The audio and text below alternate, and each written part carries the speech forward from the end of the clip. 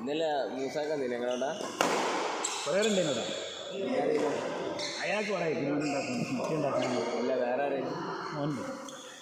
മോന്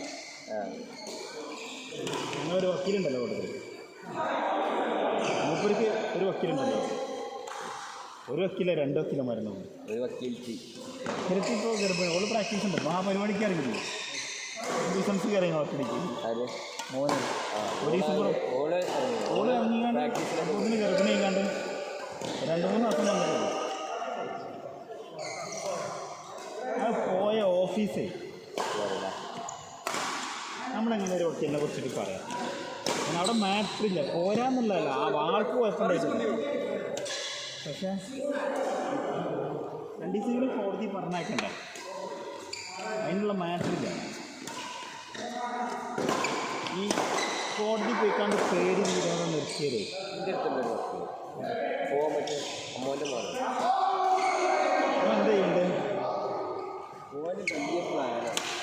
മോൻ്റെ പ്രാർത്ഥന കൂടി, കാരണം മനസ്സിന് താല്പര്യമില്ലാതെ ഈ പണിക്ക് പോയിട്ട് കാര്യം. മോനത് താല്പര്യം ഉണ്ടെങ്കിൽ മാത്രം. മോനത് അടുത്ത് ഭയങ്കര സാക്രിഫൈസാണ്. കാരണം ഒരു വർഷങ്ങളോളം കാര്യമായിട്ട് വരുമാനം ഉണ്ടാവില്ല. ഒരു ജൂനിയർ, ഒരു ക്ലർക്കിൻ്റെ പണിയും കൂടെ ജൂനിയർമാരെ കൊണ്ട് പൈസ കൊടുത്താലും ആവില്ല. ആണുങ്ങളെ സംബന്ധിച്ച് ഒരു 10 ഉറുപ്പിട്ടിട്ട് 8 ഉറുപ്പിട്ടിട്ടുള്ള കാര്യമുണ്ടാകും. കാരണം ഈ 25 വയസ്സ് പറഞ്ഞ മനുഷ്യന് പ്രായത്തിന് പൈസ ആവശ്യമില്ല, ഏറ്റവും നല്ല ടൈമാണ്. ഇന്ന് എക്സിസ്റ്റ് ചെയ്ത് പോരണമെങ്കിൽ വലിയ ബുദ്ധിമുട്ടാണ്. പിന്നെ ഇതിൽ കുറേ ഘടകങ്ങളുണ്ട്.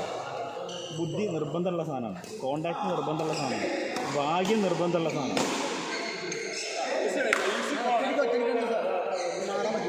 10 കൊല്ലം മെനക്കെട്ട് കണ്ടായാലും മിനിമം മെനക്കെടണം, എന്നാലേ ഓനൊരു 20,000 കിട്ടുള്ളൂ. പിന്നെ ചില വെളുക്കാൻ പറ്റാറുണ്ട്, ചിലപ്പോൾ ഭയങ്കര വരുമാനമായിട്ടുണ്ട്, പക്ഷേ അത് 2-3 കൊല്ലം കൊണ്ട് ചെയ്തു. പിന്നെ ഇത് വൈഡാണ്, പഠിച്ചുകൊണ്ട് വക്കീലാവില്ല. ഒരു 10% മാത്രം അക്കാഡമിക്കലി കിട്ടുള്ളൂ, ബാക്കി 90% പണിയെടുത്തുണ്ടാക്കണം. കാരണം ഞാൻ പഠിച്ചിറക്കുമ്പോൾ ഇതിന് പുതിയ നിയമം ഇവിടെ വന്നു കഴിഞ്ഞു. ഇപ്പോൾ ഞങ്ങൾ പഠിച്ച IPC ഒക്കെ വെള്ളത്തിലായി, സെക്ഷൻ വരെ മാറിപ്പോയില്ലേ. ആർക്കും ബുക്ക് നോക്കാതെ ഞങ്ങൾക്കൊന്നും ഒരു സെക്ഷൻ അറിയില്ല. 3 സബ്ജക്റ്റാണ്, IPC, CRPC, evidence act, 3 central government മാറ്റി. ഇനി ഞങ്ങൾ 1ാം ക്ലാസ്സിൽ നിന്ന് പഠിച്ചോ കഴിഞ്ഞാൽ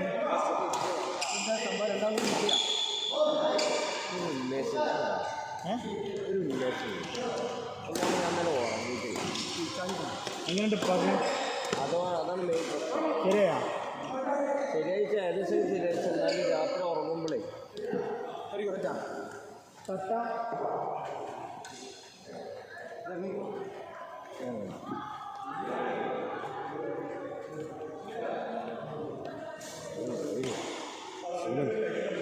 ക്ഷീണമുണ്ട്.